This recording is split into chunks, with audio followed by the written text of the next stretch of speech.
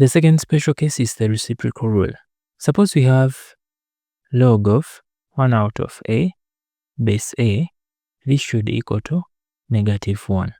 In detail, if we have log of 1 out of a base a, from indices 1 out of a is the same as a to power -1. This implies that we will have log of a to power -1 base a.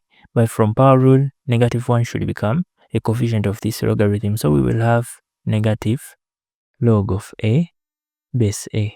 And from identity rule, log of a base a is the same as 1. So we will have -1 into 1. But -1 times 1 equals to -1. For example, if you are given log of a half to base 2, from indices, a half is the same as 2 to power -1. This implies that we will have log of 2 to power -1 base 2. And from power rule, -1 will become a coefficient of this logarithm. So we will have negative log of 2 base 2. And from identity rule, log of 2 base 2 equals to 1. So we will have -1 into 1.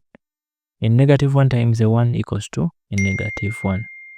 Also, if we have log of 1 out of x base c, from indices 1 out of x is the same as x to power -1. So we will have log of x to power -1 base c. But from power rule, -1 will become a coefficient of this logarithm. So we will have negative log of x base c.